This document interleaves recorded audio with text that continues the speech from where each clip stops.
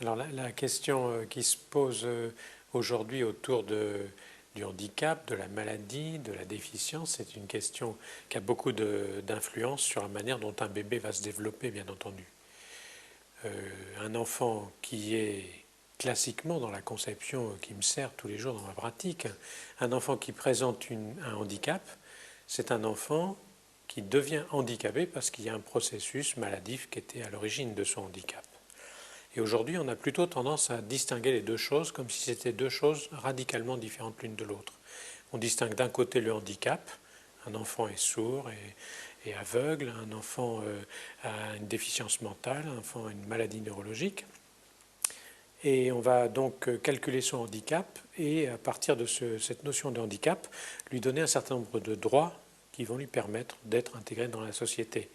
C'est une vision qui est intéressante parce qu'elle permet de tenir compte des gens qui ont des handicaps et je crois qu'à ce titre-là, on ne peut que la soutenir, que l'accompagner. Mais en même temps, ça risque de réduire un peu la notion de handicap à quelque chose qui serait donné une fois pour toutes, donné une fois d'emblée. Et ça, je crois que c'est très important de réfléchir à la notion de d'où vient le handicap. Alors le handicap, il vient d'un processus maladif qui se développe quelquefois pour des raisons génétiques, quelquefois pour des raisons qui ont à voir avec le développement du bébé dans le ventre maternel,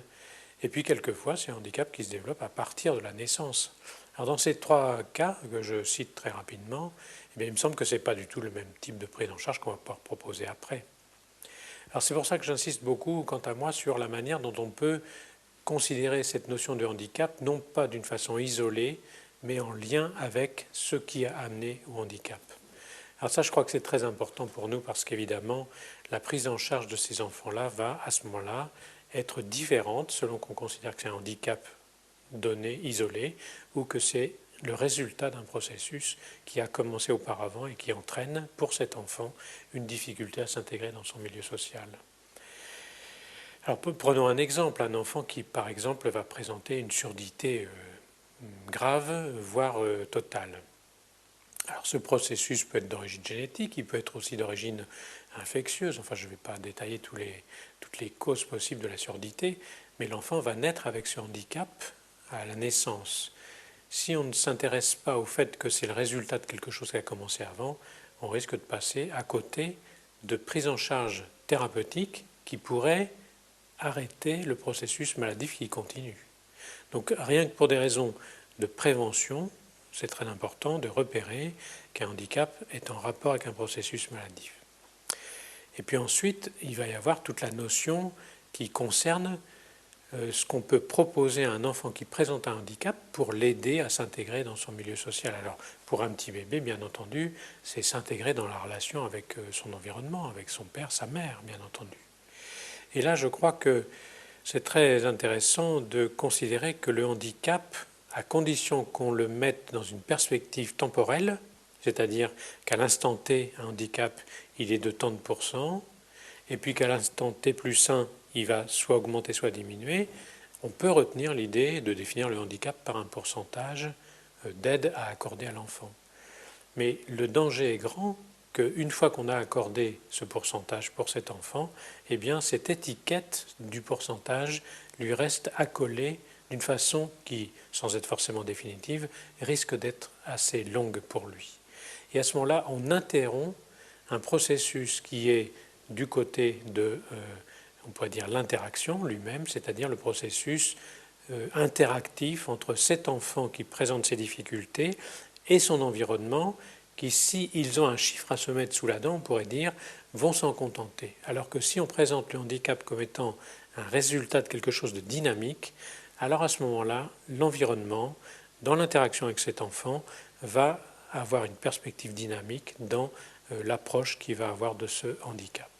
Et je crois qu'à ce titre-là, c'est très important de présenter le handicap non pas comme quelque chose qui serait une chose en soi, mais comme étant un résultat parmi d'autres d'un processus qui engage le développement de cet enfant dans son interaction avec son environnement et en premier lieu avec ses parents. Donc, dans ces considérations, on voit bien qu'actuellement, il y a un certain nombre de gens qui vont considérer que le handicap, c'est quelque chose qui ne vaut que par le droit à défendre de l'enfant. Et on peut le comprendre, c'est une manière d'exprimer sa souffrance quand on est un parent, de dire mon enfant qui présente ce handicap a besoin de tant de choses pour pouvoir exister correctement. Et ça, à ce titre-là, c'est tout à fait judicieux. Mais je pense qu'il ne faut pas s'arrêter aux droits que le handicap ouvre. Il faut aussi permettre que l'enfant qui présente ce handicap puisse être institué comme un sujet non seulement de droit, mais aussi d'interaction avec son environnement. Et à ce moment-là, dans cette interaction avec son environnement, il y a tous les échanges émotionnels, tous les échanges affectifs que cet enfant a avec son environnement, bien sûr, mais il y a aussi tout ce que peuvent lui apporter des professionnels, et notamment ceux qui sont en charge des processus maladifs qui peuvent conduire au handicap. Et dans ce cadre-là, il me semble que tous les professionnels de la petite enfance vont avoir à se positionner par rapport à cet enfant qui présente ce handicap, non pas vis-à-vis d'un enfant qu'on va désormais appeler handicapé,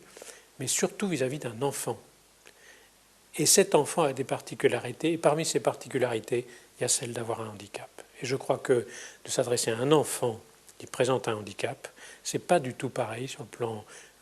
de la personne professionnelle ou de l'utilisateur que si on s'adresse à quelqu'un qu'on considère comme un handicapé.